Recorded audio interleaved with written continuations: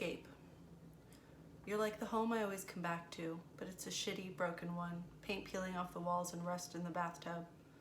You're like a recurring nightmare that I wake up from in a cold sweat, scared to fall back asleep because I don't want to go back to you. You're like a broken record, always skipping in the same spot, never quite singing the melody, but close enough so that I believe you. You're like the shitty drugs we do in the bathroom, feels good at first, dripping down the back of my throat, frozen and icy after a while, and then I can't smell anything else. You're like a curse that I want lifted, the obedient girl in the fairy tale who had to obey every order even as she was told to drive a knife into her own guts. You're like a car crash that I can't look away from, or a drive-by that I can't duck down from. I remember the boy who got shot in the thigh at the end of the driveway. He was screaming, "Why did you shoot me?" as we ran to him to stop the bleeding. His friends threw him in the back seat, tearing away before the cops arrived. I need someone to take me away. I need someone to stop the bleeding. I feel like I keep walking into a knife and then wondering why I'm so dizzy from loss of blood. To every person who has ever made me feel unworthy, to every man who made me feel like I wasn't enough, pretty enough, soft enough, chill enough, to every relationship that made me feel like I needed to care for you in a way that I wouldn't care for myself. I wouldn't look you in the eye. I wouldn't think twice about supporting your limp body into the emergency room, because at least I knew where you were. Not dead, not in jail, not passed out in the fucking gutter with a knife in your ribs and your pockets empty. Not with her. To everyone who made me feel like I had to earn your attention, your love, your affection, your bruises, your perfunctory fuck in a dark room or on a picnic table or on your couch or wherever, because it didn't really matter as long as I was with you. To everyone who ever made me question my own worth or worthiness, made me feel like I had nothing to lose because I already lost it all. I'm free of you now. That nagging little girl is still in the back of my mind, but she's quieter, pushed out by a bigger girl who would fight any boy, ride or die for her homegirls who knew that God or her mother or her tribe made her perfect and special and like no one else. Who deserves love free from pain and regret. Who deserves love. Who deserves. And if you try to put me back in that box of second guessing on the second string, coming in strong on the second verse, I'm coming out of it with your scalp, bloody and victorious, in my fingers. Adjust. I want to live on the bathroom floor, under the steam, water dripping into my eyes and rinsing the dirt from my body. I want to live where it's quiet and peaceful and safe, and the only thing I have to worry about is falling asleep. The only place where I can think clearly is at the bottom of the bathtub, warm and wrapped in the embrace of the water, where I came from. The mermaids whisper to me from the drain, "Come back, we miss you. Find a mortal and kill him and bring him back to us."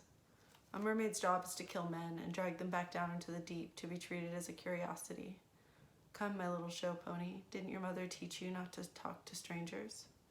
She said, "Mom, I don't want to be the mermaid who kills Jude." And I said, "Mother, I will eviscerate him in the depths of the sea so dark that some creatures have lost their pigment and don't know the feeling of sun on skin and scales. Or they don't have a word for light because it doesn't exist.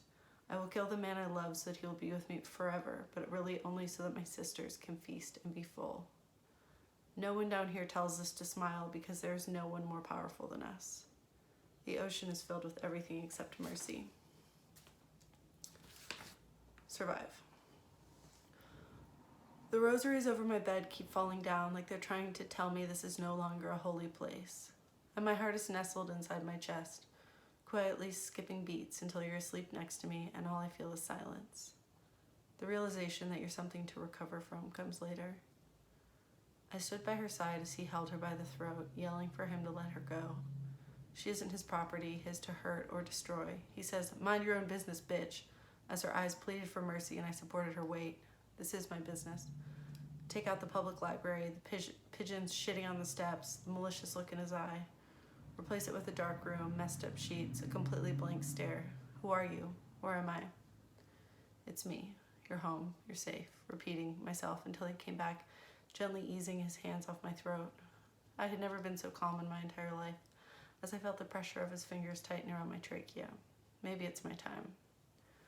Fast forward years later, a different room, same feeling of being caught off guard. My guard is always up. I wake up being thrown across the room. I thought you were stabbing me. The walls crumbled around us as we destroyed everything the other held dear. There are some places you can't come back from. I didn't sleep for weeks, just paced around the corners of my mind. I wake up to him walking through my bedroom door after I thought he was gone for good, like a nightmare or a drunken apparition, only wishing I still had the baseball bat next to my bed.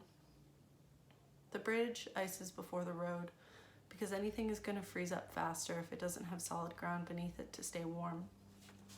But I'm finally warm, and I can finally sleep, the deep sleep of a person without something or someone to fear, the sleep of knowing that when I wake up, it won't be into a recurring nightmare.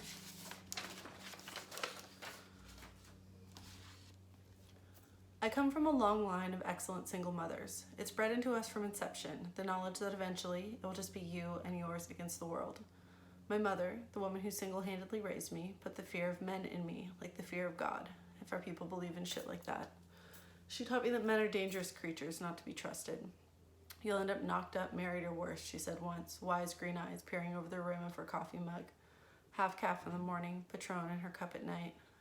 She raised me to understand that the women who came before me did not stand there with their arms raised, defiant against the white men who had forsaken them, the men who were never there for their sake to begin with. These women did not go through hell and back so that their daughters could be treated like trash. These mothers and grandmothers who bled and cried and sacrificed so much of themselves so that we could thrive.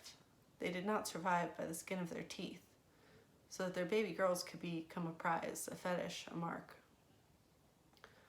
I remember the late afternoon sun on the kitchen table filtered through the lace curtains onto the bowl of oranges in the center, as my mother told me, "You are strong, you are resilient, you are unbreakable, you are the daughter of wolves, you are my child.